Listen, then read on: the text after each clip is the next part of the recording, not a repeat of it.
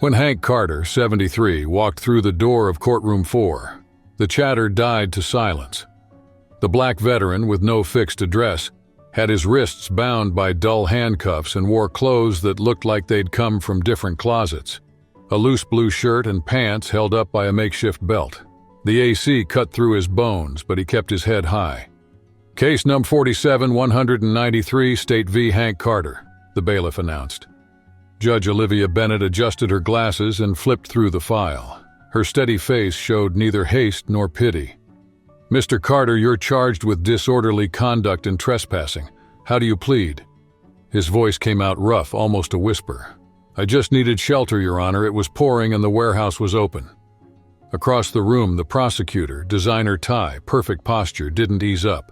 "Your Honor, the defendant broke a restaurant window to sleep. There's clear property damage." Hank dropped his gaze, the worn-out boots touching the floor.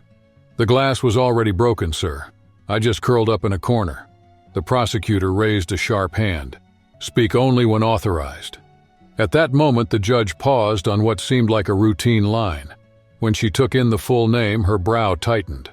Something in that last name yanked her back in time, and the room, once lukewarm, filled with a tension you could almost touch, as if everyone were waiting for the same reveal. She looked again, zeroing in on a detail. The defendant's name made her blink twice and grip the pages. "Hank Carter, Marine Sergeant, Iraq veteran?" she asked, keeping her voice steady. Hank lifted his face, surprised. "Yes, ma'am, I served 27 years." She drew a deep breath, hiding any emotion. "Officer Mark Edwards, give your report." The officer stood. "The owner of Bellinot called at 11:47 p.m. We found the suspect sleeping between supply boxes, soaking wet, no visible ID." Hank cut in, "I showed my veteran's card." The officer hesitated. It was pretty damaged. Now the judge's attention was total. White hair against weathered black skin, eyes that had seen too much, calloused hands shaking slightly. A man most people never notice. "Mr. Carter, where do you live?" "I don't have a fixed address, Your Honor. Since my wife died 5 years ago, everything's been hard." "And your veteran benefits?" "Suspended 3 years ago. Lost paperwork, missed deadlines. Without an address or phone, fixing it is almost impossible." A heavy silence settled over the courtroom. The judge adjusted her glasses, holding back rising emotion, then banged the gavel. "Recess for 30 minutes. Mr. Carter, wait in the conference room, not the cell. Officer, remove the cuffs." The prosecutor began the usual routine, but Judge Bennett raised her hand. "Not today, Mr. Daniel Cole. This case needs a different path. Contact Veterans Affairs and get a phone in my chambers." Led away without cuffs, Hank felt the air change. In the judge's eyes, there was no empty pity, no rigidity. There was recognition, as if she'd found the face she'd been looking for. When the office door clicked shut, the latch snapped just before quick dialing. "Blake, Olivia here. Come to the courthouse. I found the man who saved Eric." Close to noon, the conference room door opened. Hank looked up expecting a guard, but a man in a modest suit with a leather briefcase walked in. "Mr. Carter, I'm Michael Blake, your attorney." "I didn't ask for a lawyer and I can't pay," Hank said. "Fees aren't an issue," Blake replied, sitting down. "I'm here because someone owes you a debt." Hank set his jaw. "What debt?" "The Bennett family," Blake said, letting the name echo. In that instant, Hank realized that beyond the case there was a hidden story in the courthouse halls, and he was the key finally turning. Something big was about to happen. The veteran's eyes widened at the name. He swallowed hard, as if reliving scenes that still kept him awake.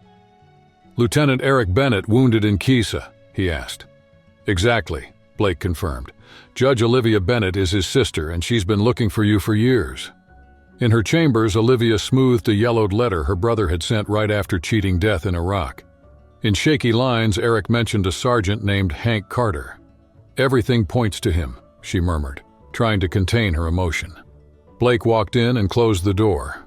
"I talked to the man. He's confused, lived on the streets, but the details match." Olivia lifted a photo from her brother's military graduation, the two of them hugging.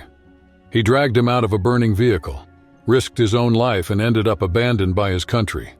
What do we do now?"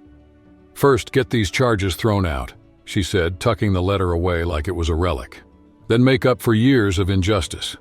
She took a deep breath and walked back into the courtroom. When she appeared, everyone stood.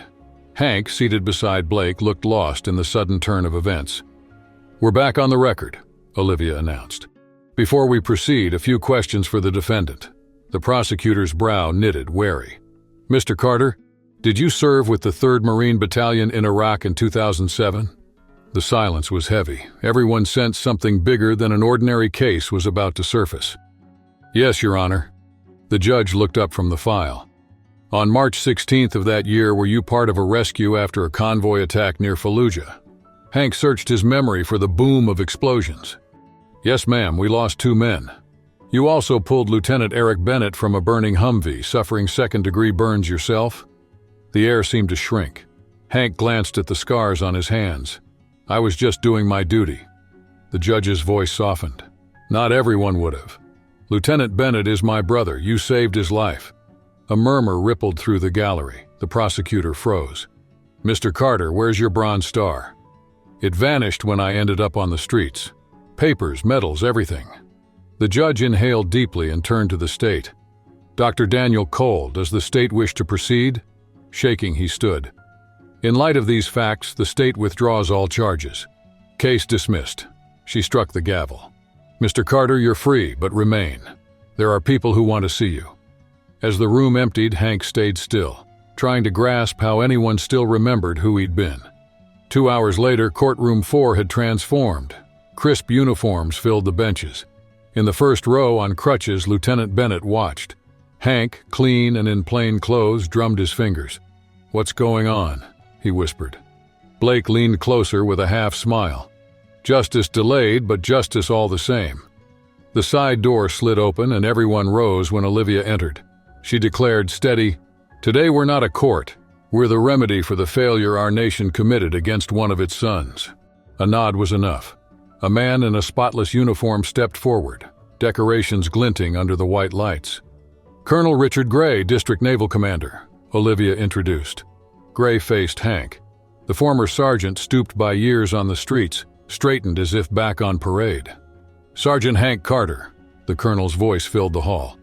"The United States has decided to correct a historic mistake." A young officer produced a blue velvet box. "Your Bronze Star was only the first recognition for your bravery in Fallujah. After reviewing testimony and evidence, we determined your actions merit the highest distinction." The lid lifted. The Navy Cross gleamed, solemn. "For exceptional duty and heroism, I present you this honor," Gray declared. Hank pinned the medal to his chest. Tears blurred his vision, yet he stood tall. The colonel continued, "Your veteran status is fully restored, retroactive 5 years, with all rights and benefits." Then something extraordinary happened. Eric Bennett rose, leaning on his crutches. The gesture spread. Officers, soldiers, civilians stood. Silence filled the room until the colonel stepped forward, hand to his forehead. "Thank you for your service, Sergeant," he said. Hank Carter remained still. Years of weight still anchored him. Suddenly his chest opened, heels clicked, and he returned the salute with parade precision. Olivia watched, tears flowing freely. Eric, the former lieutenant now marked by battle, broke protocol and hugged him. "You don't remember me, do you? I was the terrified lieutenant." Hank set a hand on his shoulder. "I remember. You kept talking about your sister in law school while I was stopping your bleeding." Eric smiled. "She's a judge now and she spent years looking for you." Joe, the owner of the restaurant that had taken Hank in the night before, stepped closer. "Mr. Carter, I had no idea. My place is at your service." Prosecutor Daniel Cole appeared next, shaking the veteran's hand. "I'm sorry for the way I handled your case. It's an honor." Olivia came back with an official folder. "Mr. Carter, besides the medal and the restoration of your rights, we secured immediate entry for you in the Veterans Housing Program. An apartment is waiting for you today." The room held its breath, as if waiting for the next move from a man who had just regained far more than an address. Hank turned slowly, taking in the surprise on the faces around him. For the first time, they saw past the worn-out clothes. They saw the veteran who had risked everything and been forgotten. His voice was rough but steady. "I'm grateful you're giving my story back." 7 days later, his life fit into 2 suitcases he set down in a modest but decent apartment. Fresh paint, a firm mattress, a stove that lit without tricks. Every detail felt almost luxurious. Hank ran his hand over the sink, checking that he wasn't dreaming, when a soft knock sounded at the door. On the other side stood Olivia Bennett, balancing a box and an envelope. "Can I come in?" He stepped aside, embarrassed by the plain setting. "I only have water," he warned. "That's all I need," she said, placing the box on the small table. Eric wanted to deliver this himself, but the doctor kept him. Hank poured 2 glasses. "How's he doing?" Olivia chose her words. "Better every day. The leg isn't back to normal, but he calls it the price for the life he still has." She kept her gaze steady. "Because you didn't hesitate." He looked down. "I just did what had to be done." Olivia pushed the box toward him. Something metallic clinked inside. Hank didn't open it right away. And anyone who follows good stories knows some gifts carry much more than objects. Olivia lifted the lid and let the smell of old paper fill the room. "Eric wrote non-stop while recovering," she said, running her fingers over worn envelopes. "He mentioned you on every page, remembering how you kept talking while you pulled him from the burning Humvee, even with your hands on fire." Hank, standing by the door, answered, "I had to keep him awake. The bleeding wouldn't stop." She pulled out a letter. "He wrote this 2 weeks later. Read it." The sergeant held his breath and unfolded the yellowed paper. "My dear Kathy, the doctors say I'll live, though my leg will never be the same. I'm here because a man named Hank Carter decided my future was worth the risk. When fire swallowed the vehicle, everyone hid, except him. He walked into the flames, unbuckled my belt with burning hands, and whispered, 'You'll be fine, kid. Think of your law student sister, she needs you.' He didn't just save my body, he saved who I am. In the hospital, he kept saying, 'You're more than this war. If I ever become half the man he is, I'll have lived well.'" Hank folded the page, fighting the tightness in his throat. "I looked for you for years," Olivia confessed. "When I became a judge, I used every resource to track down homeless veterans. I wanted to find the sergeant who saved my brother." "Why?" Hank asked. "Because Eric said you taught him." Her voice faded, but gratitude hung thick, filling the room. "The biggest lesson he carries is simple. We are the sum of our actions.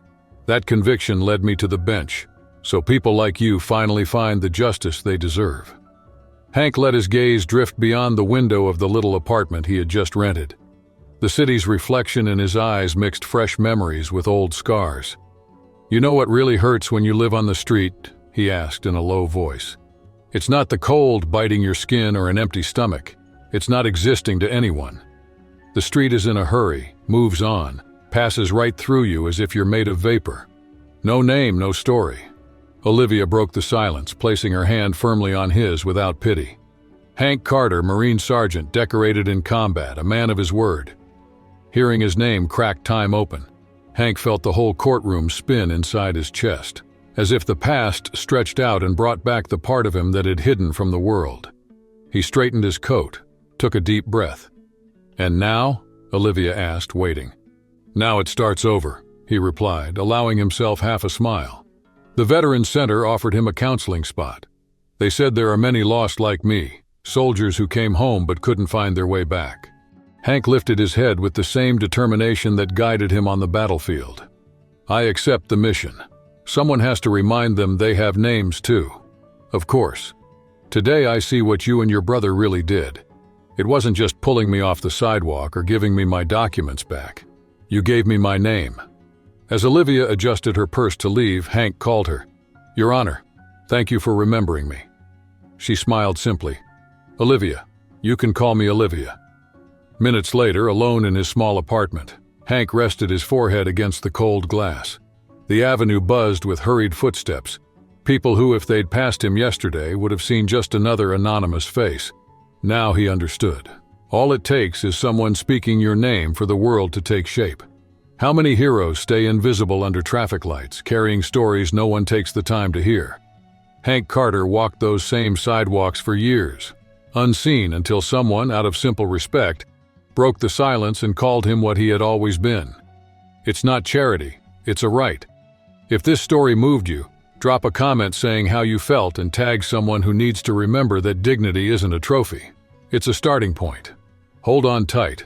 because there's still more to discover about the power a name has to turn a whole life upside down.